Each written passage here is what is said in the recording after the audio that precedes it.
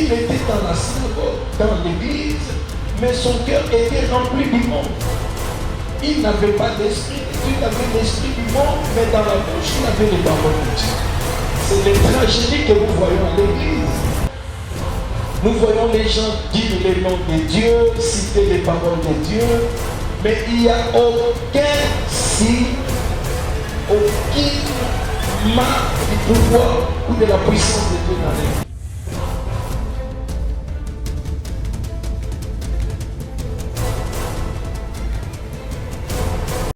Bonsoir tout le monde, de partout où vous êtes en train de nous suivre. Bienvenue à notre tout premier numéro de l'émission Aéropage de sagesse et de révélation. Une émission purement chrétienne, une émission dans laquelle nous allons débattre, nous allons discuter ensemble avec vous sur des sujets d'actualité, des sujets purement bibliques. Nous serons là tous les samedis à partir de 20h juste. Retenez bien ce programme, tous les samedis à partir de 20h juste. Et aujourd'hui, je reçois l'homme de Dieu, le docteur de Deschadel Choujou, le responsable de l'église Cité de Merveille du Christ. Ensemble avec lui, nous allons parler d'un sujet très capital, un sujet qui fait débat sur les réseaux sociaux, un sujet qu'on en parle presque partout. Nous allons parler donc sur l'identité de la grâce. Docteur de Deschadel Choujou, bonsoir. Bonsoir. Comment vous allez, docteur? Oui, je me porte bien par la grâce de Dieu. Donc, voilà. Merci beaucoup d'avoir répondu à notre invitation d'aujourd'hui. C'est moi qui vous remercie. Merci beaucoup. Et comme sans plus tarder, nous allons déjà débuter avec notre sujet. Docteur Deschadel Choujou, vous allez nous parler en bref de ce que c'est la grâce. C'est vrai, nous entendons parler de la grâce, nous les suivons partout.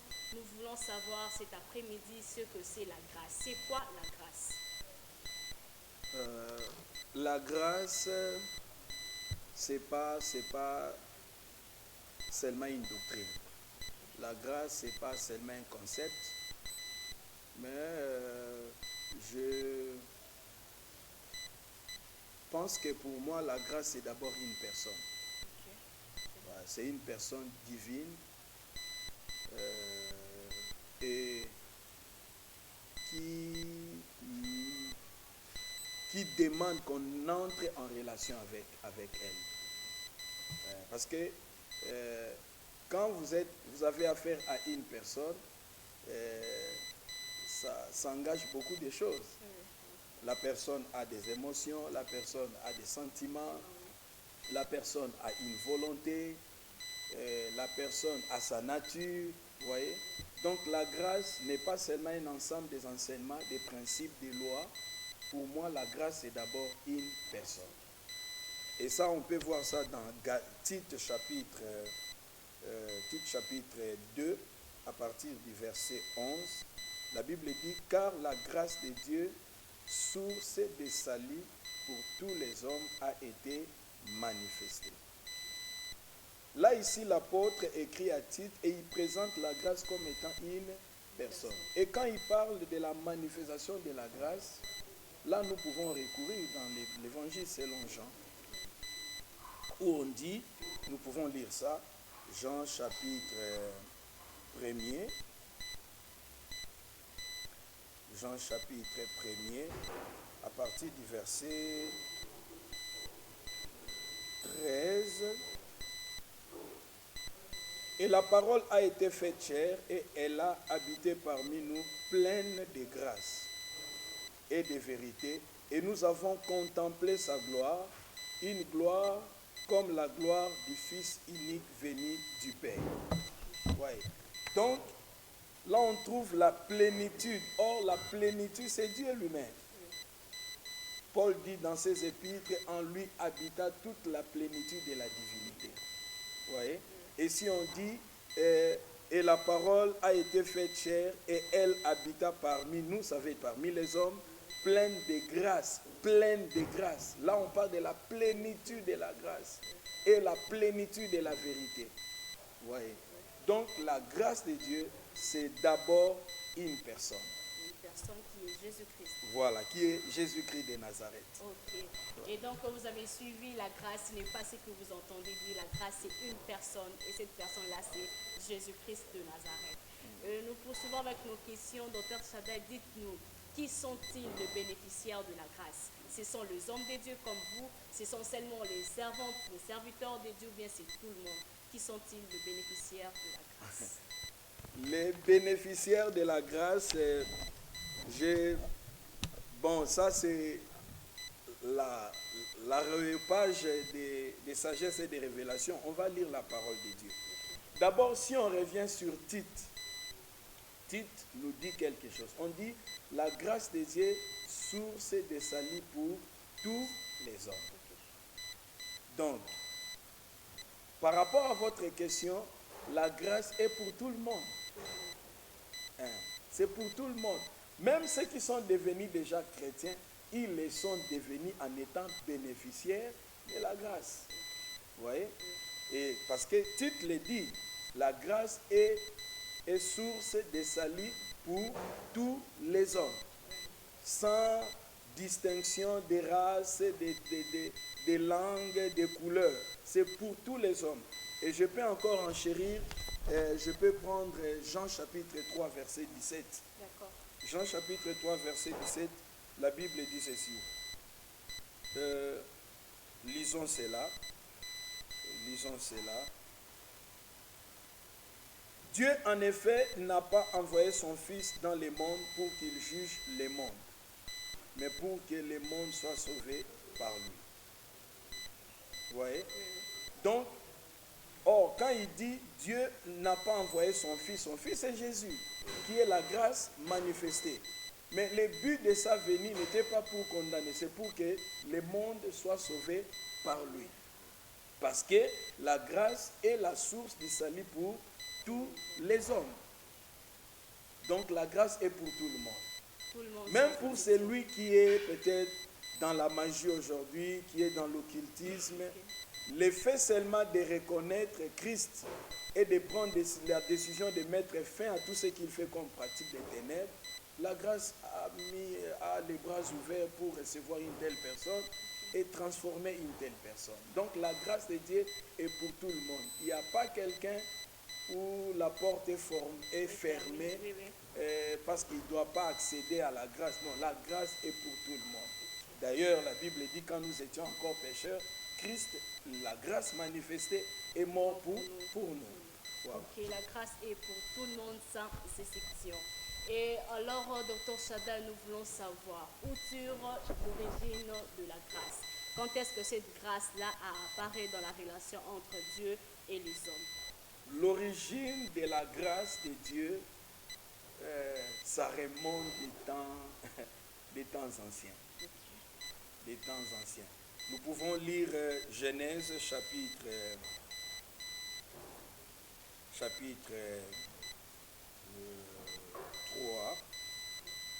et puis nous prenons les versets 21. Genèse 3, 21. La Bible déclare que l'Éternel Dieu fit à Adam et à sa femme des habits de peau et ils en revêtit. Il fit à Adam et à sa femme des habits de peau et ils en revêtit.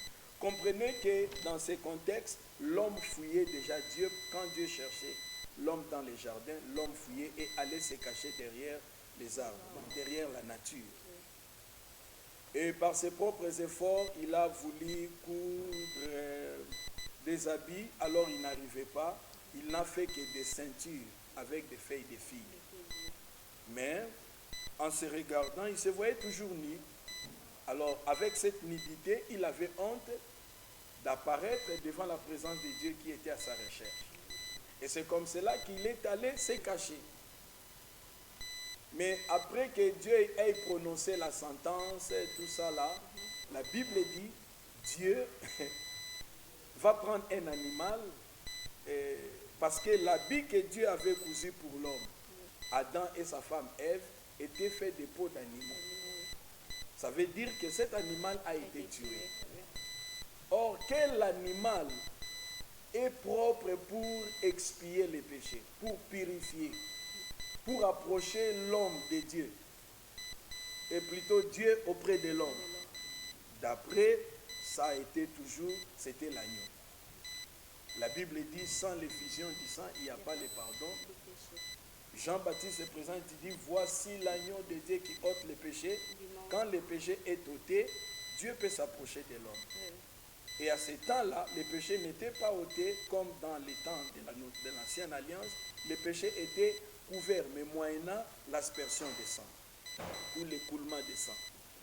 Alors, nous disons que la première apparition de la grâce s'est faite en Éden, dans la relation entre Dieu et l'homme, lorsque l'homme avait péché et qu'il s'est vu nu et il ne pouvait pas approcher la présence de Dieu malgré que Dieu était à sa recherche. Pour aider l'homme, Dieu, dans son amour, va faire de manière à tuer une bête. Le sang de la bête va couler et avec la peau de la bête, il va couvrir la nudité de l'homme. C'est là où on voit la première apparition de la grâce manifestée.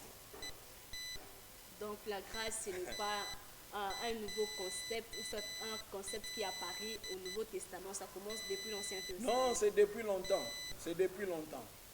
C'est depuis longtemps. C'est depuis Éden que nous voyons l'apparition de la grâce. Et là encore, il n'y avait pas encore la loi.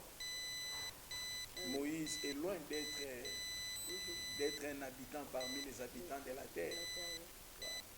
Et docteur Shaddai Shunju, est-ce que quelqu'un qui a déjà reçu la grâce peut-il perdre cette grâce? Parce que à la lumière du verset 1 Corinthiens 9, 27, nous voyons ces prédicateurs de la grâce, l'apôtre Paul, dire qu'il a peur de perdre la grâce après avoir fait tout le travail qu'il a fait pour Dieu. Il a peur de perdre sa grâce. Est-ce possible de perdre la grâce pendant que nous avons reçu déjà Jésus-Christ comme Seigneur et Sauveur? C'est-il possible de perdre la grâce dans sa vie? Oui.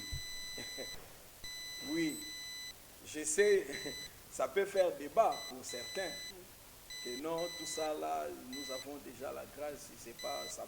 Mais on va lire la parole de Dieu. Hébreux chapitre 10, verset 9. La Bible dit, de quel pire châtiment pensez-vous que sera jugé digne celui qui aura foulé aux pieds les fils de Dieu, qui aura tenu pour profane le sang de l'alliance par lequel il a été sanctifié et qui aura outragé l'esprit de la grâce. Donc là, nous remarquons que la grâce peut être la question. Si quelqu'un peut perdre sa grâce. La personne peut perdre la grâce de Dieu s'il foule aux pieds. Vous remarquez le texte, on dit que sera jugé digne celui qui aura foulé aux pieds les fils de Dieu, qui aura tenu pour profane le sang de l'alliance. Ça veut dire qu'il a eu à bénéficier de toutes ces choses. Et on dit par lesquels, ça veut dire c'est par le sang là que cette personne a été sanctifiée autrefois. Et qui aura outragé l'esprit de la grâce. Là, il parle du Saint-Esprit. Là, il parle du Saint-Esprit. Donc, quelqu'un peut perdre la grâce s'il ne sait pas comment obéir à la volonté de Dieu, s'il ne sait pas se conformer à la nature, dans la nature de Dieu. Parce que aujourd'hui, les gens sont dans des théories, les gens sont dans des principes, les gens sont dans l'ensemble des doctrines, des enseignements. Mais nous oublions que la vie de l'homme avec Dieu, c'est une vie relationnelle. C'est une vie relationnelle. On n'a pas affaire à des principes, à des lois, mais on a affaire à une personne d'abord. Jésus a dit aux pharisiens, il dit, vous sondez les Écritures pensant trouver en elles la vie, mais vous ne voulez pas venir à moi. Vous voyez? Et quand il parlait les Écritures, il faisait allusion aux principes, aux lois. Mais lui-même étant une personne, Dieu veut vivre avec l'homme. Dieu veut vivre avec l'homme. Et si nous voulons aller plus loin et vivre de grandes choses avec Dieu, nous devons faire que notre christianisme quitte les principes, les lois. Que nous puissions nous sentir devant un homme. C'est la raison même pour laquelle aujourd'hui à l'église, que ce soit des hommes dédiés, que ce soit des fidèles, beaucoup n'ont pas l'expérience de cette vie de communion, d'intimité avec Dieu. Bourrés de connaissances parce qu'ils ont fait la théologie ou une école biblique, je ne sais pas, un séminaire biblique, renforcement des capacités, ils connaissent des versets, ils connaissent beaucoup de thèses, mais ils n'ont pas l'expérience de la personne de Dieu lui-même. Ils ne savent pas comment marcher avec Dieu. Enoch a marché avec Dieu. Il a plu à Dieu et il a été enlevé. Enoch n'avait pas la Bible, n'avait pas les épîtres, les évangiles. Enoch n'avait pas les psaumes. Mais il a marché avec une personne. Abraham n'avait pas tout ce que nous avons. Abraham avait une personne. Donc, sa marche avec Dieu était basée sur une relation avec une personne, mais divine. Il croyait à cette personne. Mais aujourd'hui, on peut même appeler quelqu'un docteur, on peut l'appeler je ne sais quoi avec tous les titres, parce qu'il a tellement emmagasiné des théories, tout ça là, mais zéro en matière de l'intimité, de la communion avec Dieu. C'est la raison pour laquelle nous voulons dire ceci. Quelqu'un peut perdre la grâce s'il foule Dieu aux pieds et outrage l'esprit même de la grâce. Ok, nous sentons vraiment que nous sommes en train de discuter avec un docteur de la parole. Bien-aimés dans le Seigneur, sachez donc que si vous foulez au pied le Seigneur Jésus-Christ, vous allez perdre votre foi. En ces mots, je voulais encore poser une question, Dr. Shaddai Chouf. Comme la grâce n'est pas un visa pour la vie éternelle, la grâce n'est pas un visa pour le ciel, qu'est-ce que nous devons faire pour maintenir, pour garantir notre vie éternelle? Pour garantir notre vie ou maintenir la grâce avec nous, il y a une clé, c'est la sanctification. Nous pouvons lire Hébreux chapitre 12, verset 14, la Bible dit « Recherchez la paix avec tous et la sanctification sans laquelle personne ne verra le Seigneur. » Donc, la sanctification nous maintient ou maintient la grâce de Dieu dans notre vie. Parce que celui qui se sanctifie n'aura pas le temps de fouler Christ, n'aura pas le temps d'outrager l'esprit de la grâce. Donc la sanctification est la clé qui nous aide à maintenir la grâce de Dieu dans notre vie. Malheureusement, la notion de la grâce est comprise d'une autre manière dans l'Église aujourd'hui. C'est comme cela, vous allez voir d'autres gens qui ne sont plus avec Dieu. Dieu n'est plus avec lui, mais il croit que Dieu est avec lui comme Samson, qui ne savait plus que Dieu s'était déjà retiré de lui et dit non, maintenant là, je veux faire comme autrefois, ne sachant pas que l'alliance qu'il avait avec Dieu, les signes de l'alliance qu'il avait avec Dieu étaient déjà partis. Vous voyez? La sanctification est la chose la plus importante qui maintient la grâce de Dieu dans notre vie. Donc, celui qui ne veut pas perdre la grâce de Dieu dans sa vie, il doit craindre Dieu et vivre dans la sanctification. Encore, peuple de Dieu, nous devons maintenir notre grâce en vivant dans une vie de sanctification.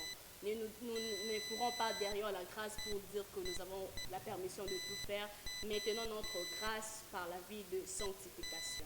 Dr. Shaddai, la Bible nous dit dans Ephésiens 6, 24 que la grâce de Dieu soit avec tous ceux qui aiment notre Seigneur Jésus-Christ d'un amour inaltérable, c'est-à-dire un amour qu'on ne peut modifier.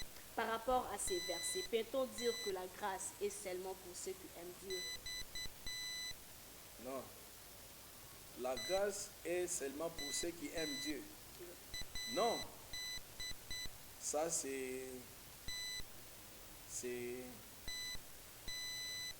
ça sera... Parce que même ceux-là qui aiment Dieu, ils sont parvenus à aimer Dieu parce qu'ils ont été bénéficiaires de la grâce. Donc, C'est la grâce qui les a amenés jusqu'à ce stade-là où ils commencent à aimer Dieu. Vous voyez? Donc, si ils n'étaient pas bénéficiaires de la grâce, ils n'allaient pas manifester cet amour de Dieu. Vous voyez? Et Romains chapitre 5, verset 8, la Bible dit ceci. Mais Dieu prouve son amour envers nous en ce que lorsque nous étions encore pécheurs, Christ est mort pour nous. C'est la réponse que je peux donner à cette question. Donc la grâce n'est pas seulement pour ceux qui aiment Dieu. La grâce est pour tous. Et c'est cette grâce-là, le fait que nous avons reçu la grâce, étant bénéficiaires des bienfaits de la grâce, cela a engendré dans notre cœur l'amour de Dieu. Quand quelqu'un rencontre véritablement la grâce de Dieu, il devient un amoureux de Dieu. Regarde dans l'église, tous ceux qui sont conscients de la grâce de Dieu dans leur vie, ils aiment Dieu autrement. Vous voyez? Ils aiment Dieu autrement. Regarde-moi dans la Bible, cette femme que le Seigneur avait chassé 7 démons. C'était Marie. Mais cette femme a aimé Jésus plus que... Pour moi, je pense qu'elle avait aimé Jésus plus que tous les disciples. Vous voyez? Parce qu'elle pleurait même le jour où elle est allée à la tombe du Seigneur, n'ayant pas vu son corps, et il commence à pleurer. Christ était à côté, il s'est voilé la face, et la femme pensait voir le jardinier. Il demande au jardinier, as-tu vu qui a pris le corps de mon Seigneur? Donc, c'était vraiment une amoureuse du Seigneur. Vous voyez? Mais parce que le Seigneur avait beaucoup, elle était bénéficiaire de la grâce de Dieu. Parce que le Seigneur l'avait délivrée. Elle a été habitée par 7 démons. Vous voyez? Étant bénéficiaire de cette grâce-là, la délivrance qu'elle avait reçue de la part du Seigneur, a fait d'elle un amoureux du Seigneur. Donc, même ceux qui aiment le Seigneur là, nous qui aimons le Seigneur, nous sommes des amoureux fous de Christ, mais c'est parce que nous sommes témoins, victimes de son amour. C'est comme cela que nous l'aimons. Donc la grâce a commencé d'abord à faire un travail, et c'est comme cela que nous exprimons aujourd'hui l'amour. Bon, c'est comme un homme, une femme qui est bien aimée par son mari, va manifester de l'amour aussi pour son mari. Vous voyez? C'est comme ça. Donc, la grâce n'est pas seulement pour ceux qui aiment Dieu, même ceux qui sont encore dans le monde là, qui courent encore derrière, ils sont dans des boîtes de nuit, la grâce est à leur recherche. Dieu les aime comme ils sont, et c'est cet amour de Dieu qui va amener ces gens-là de quitter les boîtes pour venir à l'église. Ok, bien-aimé dans le Seigneur, la grâce te cherche. Toi qui es encore dans le monde, sache-le bien que la grâce de Dieu te cherche encore. Ne te dis pas que la grâce de Dieu est seulement pour ceux qui aiment Dieu, ceux qui partent déjà à l'église, mais toi aussi, la grâce de Dieu te cherche. Docteur Shaddai, l'apôtre Paul nous parle dans 1 Corinthiens 5, 10. Je peux lire la Bible. Par la grâce de Dieu, je suis ce que je suis. Là, c'est l'apôtre Paul qui dit. Et sa grâce envers moi n'a pas été vaine. Loin de là. Je travaillais plus que eux tous. Non par moi-même toutefois, mais la grâce de Dieu qui est avec moi. Par rapport à ces versets, nous voulons savoir s'il faut payer un prix pour bénéficier de la grâce. Est-ce que recevoir Jésus-Christ comme Seigneur et Sauveur ne suffit-il pas pour avoir la grâce de Dieu dans sa vie? Payer un prix pour avoir la grâce, je crois que le prix qu'il faut payer pour avoir la grâce, c'est de croire au Seigneur, c'est de recevoir le Seigneur. Parce que si nous lisons même dans Ephésiens 2, la Bible dit, car la grâce, c'est par la grâce que vous êtes sauvés par le moyen de la foi, et cela ne vient pas de vous, c'est le don de Dieu. Si nous sommes sauvés, c'est par la grâce. Et cette grâce nous est parvenue au moyen de la foi. Donc la foi est un moyen qui permet à la grâce de nous atteindre lorsque nous croyons au message, à la parole du Seigneur. Et on dit, même les dons là, qui nous facilitent la tâche de recevoir la grâce, est un don de Dieu. La foi là est un don. Ça veut dire, Dieu nous a fait don de la foi, et la foi nous a permis de recevoir quoi? D'être sauvés par la grâce. Donc, j'ai dit, si la foi qui amène la grâce, l'homme à recevoir la grâce pour être sauvé, est un don de Dieu, alors il faut que ces dons-là soient reçus par la personne à qui on donne. Voilà. Donc, j'aimerais conclure pour dire que les prix à payer pour bénéficier de la grâce, c'est de croire en Jésus-Christ. C'est lui qui croit en Jésus-Christ, alors il a payé les prix pour qu'il soit bénéficiaire de la grâce. Selon vous, hommes de Dieu, est-ce que le confort social, l'obtention de biens matériels, de voitures de luxe, de maisons de luxe, tout ce qu'un homme peut avoir, tout ce qu'un homme peut en avoir, sont-ils, je répète la question, selon vous, hommes de Dieu, est-ce que le confort social ou bien le bien matériel sont-ils synonymes que cette personne-là a trouvé grâce devant Dieu, soit Dieu est d'accord avec cette personne-là? Malheureusement, c'est les niveaux vraiment les plus bas qu'on trouve à l'église, et les gens festoient autour de ça et ils pensent être approuvés par Dieu autour de ça. Je peux dire que quand Israël a mangé la viande dans les déserts, Dieu était d'accord avec eux parce qu'ils ont mangé la viande? Non. Après avoir, la Bible dit, la viande n'avait pas encore fini sous leurs dents, il y a eu le dépérissement qui est arrivé. Donc nous ne pouvons pas comparer, réduire la grâce de Dieu par l'obtention des biens matériels. Qu'allons nous dire pour des politiciens qui ramassent l'argent, tout ça là dans les nations, qui construisent des châteaux, qui roulent des belles carrosses, ils ont des millions, même des milliards dans leurs comptes, au détriment du bonheur du peuple. Ils ont la grâce. Ça encore, c'est la grâce. Quand l'on nous dit, pour ceux qui travaillent pour les diables, prenons des musiciens, tous ceux qui sont dans les sectes des ténèbres, peu importe les métiers, peu importe les domaines où ils évoluent, mais possédant à un niveau exagéré les biens de ce monde. Maisons, voitures, même ils volent dans des jets privés, tout ça, ils ont des concessions, des châteaux. Ça, c'est la grâce. Je pense que ça sera une insulte pour la grâce de Dieu de réduire la grâce à l'obtention d'une maison, d'un véhicule, des habits, des voyages en Europe, je ne sais pas, en Amérique, ou avoir un compte gonflé. Ça, c'est réduire vraiment la grâce de Dieu. Et c'est comme cela qu'on trouve à l'église, dès que la personne commence à avoir des biens matériels, directement, il commence à perdre la pédale. La consécration commence à diminuer, et les sérieux qu'il avait, la vie de prière, la régularité dans les cultes, tout ça là parce qu'il croit arriver. Le fait qu'il a maintenant choses qu'il n'avait pas, le fait qu'il fréquente un millier qu'il rêvait autrefois, le fait qu'il peut voyager dans des pays et passer des nuits dans des grands hôtels, Hilton, 5 étoiles et consorts, il pense que c'est ça la grâce. Ça, c'est réduire la grâce.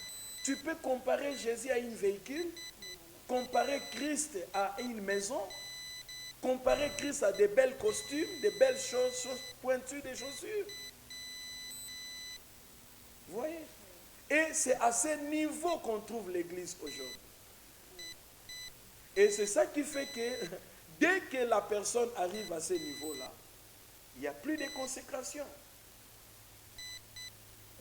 Même l'œil ou les regards qu'il avait même sur son pasteur, sur ses dirigeants à l'église, ses encadreurs, il n'en a plus. Regarde-moi David au début de sa vie. Quand il pouvait même couper un petit morceau, un petit morceau de l'habit du roi Saïd, la Bible dit son cœur il a eu un battement dans son cœur. Pourquoi? Parce qu'il a seulement coupé un petit morceau de l'habit du roi. Et c'est même David, après les temps, quand il a été maintenant, il était dans sa gloire, où l'armée pouvait partir en guerre et il est resté dans son palais royal. Son cœur n'avait pas battu quand il a vu Bathsheba se laver nue pour envoyer des gens prendre Bathsheba, la femme d'autrui, et sortir avec Bathsheba. Il n'avait eu pas ces battements du cœur. Hein? Là, tu remarques qu'il n'y a plus cette constance de la crainte de Dieu parce que l'homme arrive à avoir une position dans la vie. Il arrive à atteindre un niveau dans la vie. Là où il craignait Dieu, il tremblait Dieu, il ne tremble plus. Et à 80 ans, David tremblait. Même quand on a pris une petite fille, jeune fille auprès de lui, David ne pouvait pas sortir avec la fille. Son corps ne fonctionnait plus à 80 ans. Mais tu peux me parler de Caleb?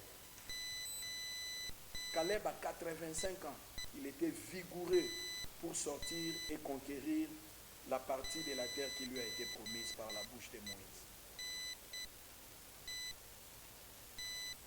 Tu peux comparer? Or, s'il a eu à conquérir cette montagne et va bâtir la cité de David, c'est parce que cela a été donné à Caleb. Mais pour que Caleb puisse avoir ça, vous avez vu sa constance dans la marche avec Dieu. De 40 à 85 ans, il a gardé la vigueur.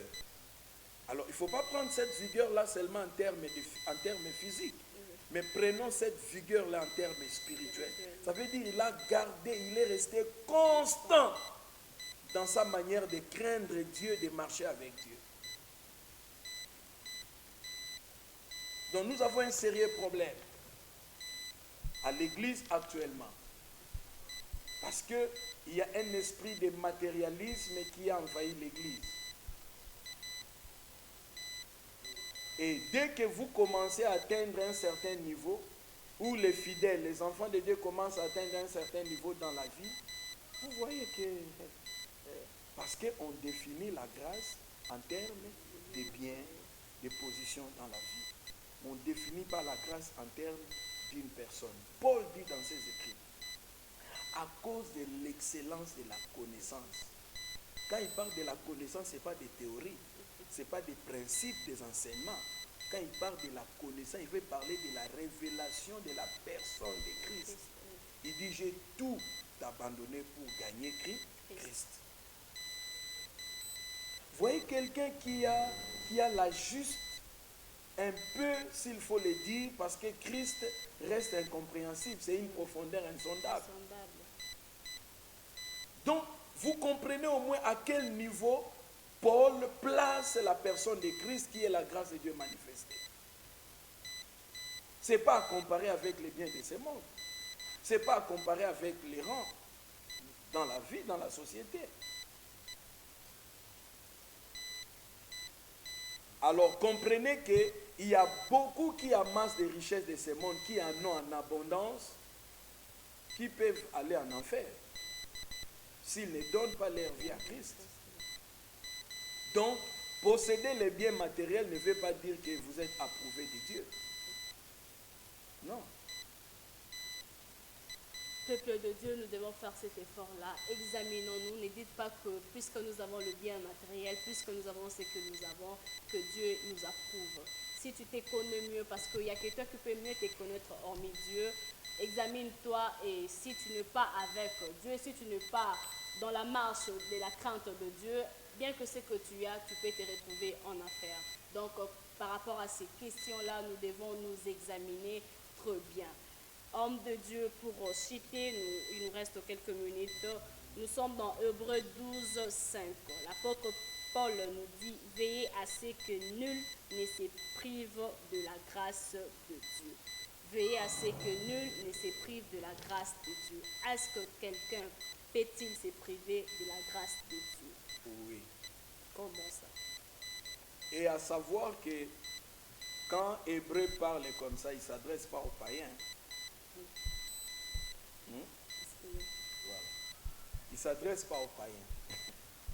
Il s'adresse aux croyants. Comment quelqu'un peut croire et se priver encore de la grâce? Ça, il ne s'adresse pas aux païens. Il ne s'adresse pas aux païens. D'ailleurs, les épîtres ne sont pas des lettres écrites aux païens. Ce sont des lettres écrites aux chrétiens. Là, il s'adresse aux chrétiens. Comment tu es chrétien et tu peux encore te priver de la grâce? Est-ce qu'on peut parler de se priver de la grâce aux chrétiens? Parce qu'ils ont déjà reçu la grâce. L'auteur des Hébreux voulait dire quoi? Il voulait dire quoi? Lisons la parole. Prenons seulement Hébreux là, chapitre 12. Je vais lire à partir du verset 12. Fortifiez donc vos mains languissantes et vos genoux affaiblis. Et suivez avec vos pieds des voies droites. Suivez avec vos pieds des voies droites.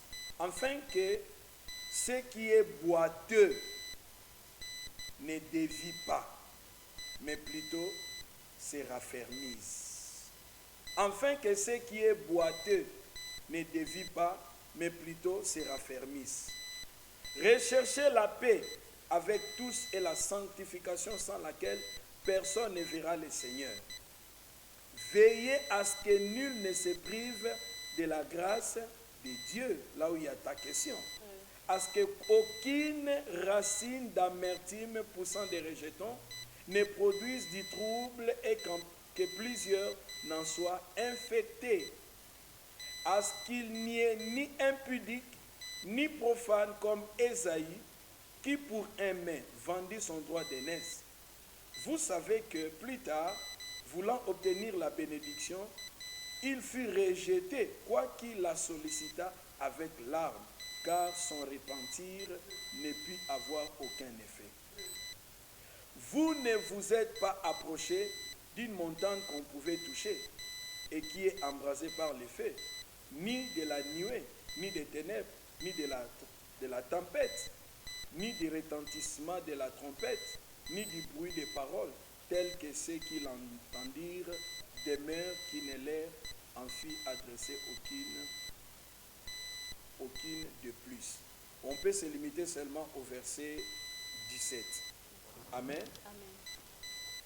Donc tu comprends que par là, quelqu'un qui est déjà dans le Seigneur, s'il se comporte mal, il peut se priver de cette grâce. Un croyant, un chrétien qui commence à pousser des racines d'amertume, qui entre dans une vie de désordre,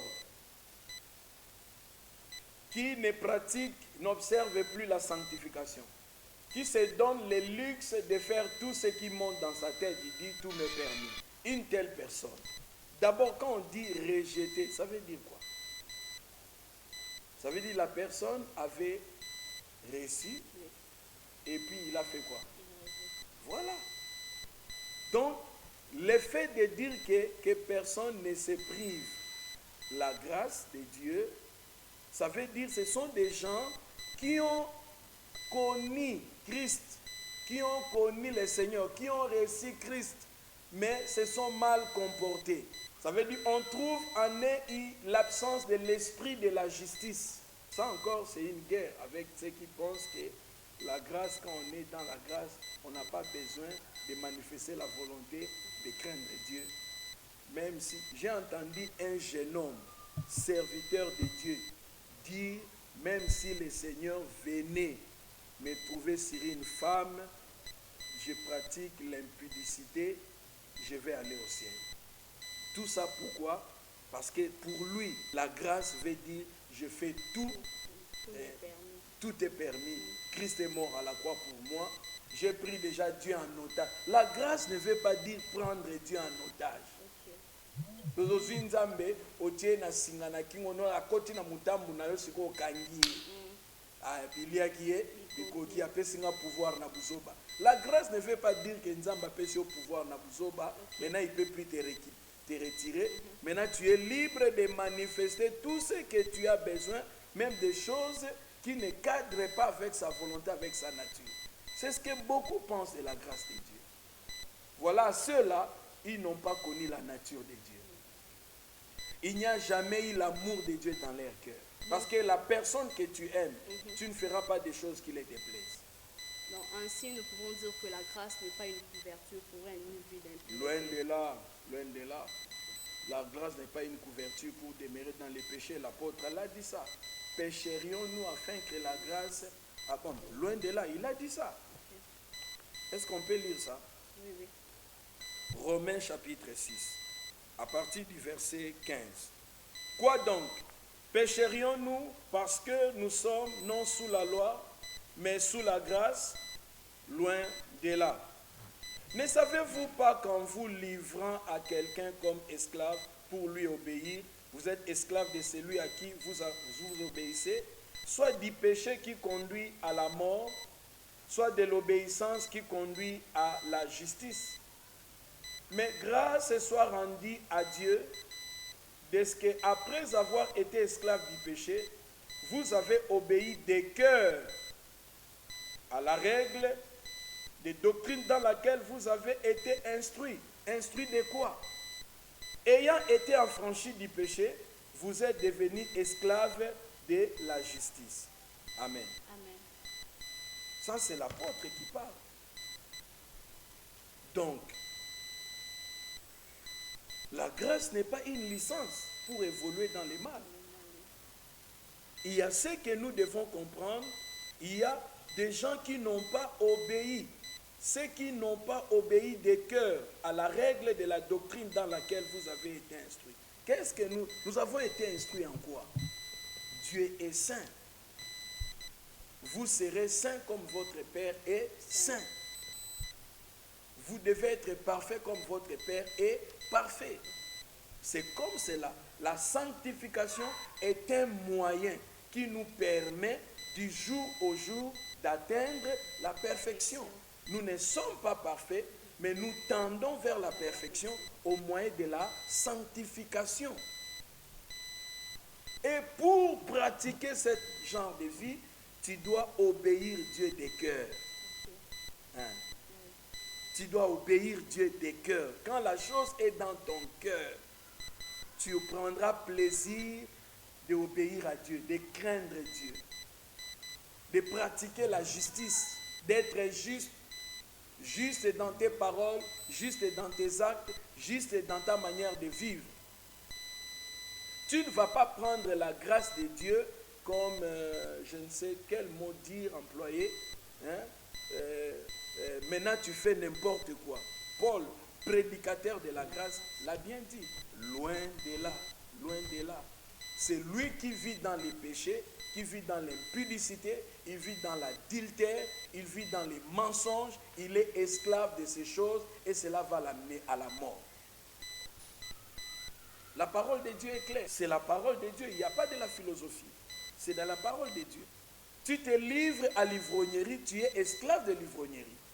Tu te livres à l'adultère, tu es esclave de l'adultère. Tu te livres à l'impudicité, tu es esclave de l'impudicité. Tu pratiques la fornication, les masturbations, tu es esclave de ces choses et cela va t'amener à la mort. D'abord la mort spirituelle et puis la mort physique vient après. Et pour clôturer, Dr. Chadha, dites-nous, est-ce que la grâce de Dieu est-elle différente de l'amour de Dieu? Oui, la grâce de Dieu est différente de l'amour. Parce que s'il y a la grâce, c'est parce qu'il y avait l'amour. La grâce est sortie de l'amour. L'amour de Dieu est la source de la grâce. Jean 3,16, la Bible dit, Dieu a tant aimé qu'il a donné. Les dons là qu'il a donnés, c'était son Fils. C'est lui la grâce de Dieu manifestée. Si au préalable, Dieu n'avait pas aimé, il n'allait pas donner le Fils qui est la grâce. Et l'homme ne serait pas sauvé. Dieu a commencé à nous aimer et c'est comme cela qu'il nous a graciés. Nous pouvons lire ça parce que c'est une émission biblique, Oui. comme tu avais dit à l'intro. Jean chapitre 16, verset 28. Je suis sorti du Père et je suis venu dans le monde. C'est Jésus qui parle. Il dit, je suis sorti du Père et je suis venu dans le monde. Qui est sorti du Père? C'est lui, Jésus, la grâce de Dieu manifestée. Sortir du Père, c'est sortir de l'amour de Dieu. Quand on parle l'amour de Dieu, c'est l'amour du Père. Donc il y a une différence entre l'amour et la grâce. La petite différence est que la grâce est sortie de l'amour. C'est l'amour qui a engendré la grâce. Donc Voilà. l'amour de Dieu vient avant la grâce de Dieu. Voilà. Et donc nous sommes arrivés à la fin de notre mission de ces tout premiers numéros. Comme vous l'avez su avec nous, il y a beaucoup de choses à dire sur ces thèmes, sur ces sujets qui parlent de la grâce. Dr. Chadha, nous sommes arrivés à la fin. Un mot pour finir avec cette émission. Bon, les mots pour finir cette émission, je lance l'appel à tout celui qui a besoin de la grâce. C'est la source de salut pour tous les hommes.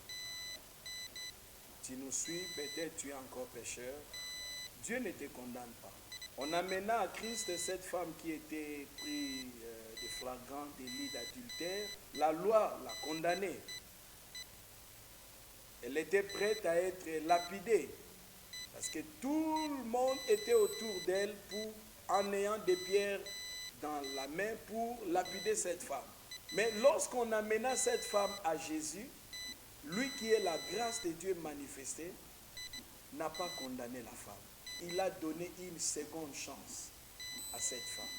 Et ses accusateurs, épris par leur conscience, reconnaissant qu'ils sont ils sont aussi des pécheurs comme la femme, malgré que son péché était connu, mais les leurs étaient cachés. Maintenant, devant le Seigneur, il a dit, mais parmi vous là, commençant par les plus grands et jusqu'aux plus petits, qui n'a pas péché, qui n'a pas commis de péché, il jette pour la pierre sur cette femme. Saisis par leur conscience, que ce soit les petits et les grands, personne n'a pu jeter la pierre sur la femme. Voilà, nous sommes là. Quand nous parlons de ces choses, sanctification, crainte de Dieu, nous ne voulons pas dire que nous sommes plus meilleurs que les autres. Mais je m'adresse à toi qui me suis. Tu n'as pas encore donné ta vie à Christ. Mais il ne te condamne pas. Tu sais ce que Christ avait dit à cette femme? Où sont ceux qui t'accusaient? Personne n'est condamné. Personne n'a jeté les pierres sur toi. Moi non plus, je ne te condamne pas.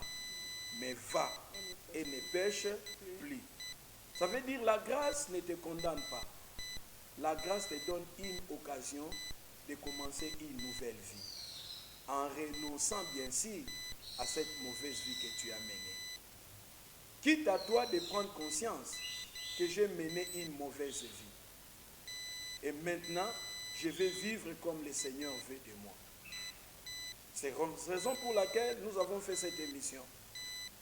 Et je te lance l'appel. C'est ton temps. C'est une opportunité pour toi. Ne pense pas à demain. Ne pense pas à l'heure qui est devant. C'est maintenant ton heure. C'est le temps de Dieu pour toi. Si tu peux donner ta vie à Christ, le recevoir dans ta vie comme étant ton Seigneur et Sauveur personnel, alors tu seras aussi bénéficiaire de la grâce. Tu seras aussi bénéficiaire de la grâce. Et si tu es prêt à le faire, suis-moi dans cette confession de foi. Dis après moi, Seigneur Jésus-Christ, j'ai écouté ta parole. Je me suis vu un pécheur. j'ai besoin d'être sauvé. Et c'est comme cela que je t'ouvre mon cœur. Je te reçois dans mon cœur. Sois mon Seigneur et mon Sauveur. Pardonne tous mes péchés. Purifie-moi par ton sang. Inscris mon nom dans ton livre de vie. Fais que mon corps devienne ta maison, le temple de ton esprit. Amen. Que Dieu vous bénisse. Voilà, tout est bien qui finit bien. Nous sommes arrivés à la fin de notre mission. Merci de nous avoir suivis. Je vous demande juste d'aller vous abonner à notre chaîne Shaddai Shunju TV. Je vous rappelle que nous étions avec le docteur Shaddai Shunju, lui qui est le responsable de l'église Cité de Merveille du Christ dans la ville province de Kinshasa, dans la commune de Kalamo, précisément dans le quartier Camping. Restez connectés pour ne rien rater. Je vous dis à la prochaine. Merci.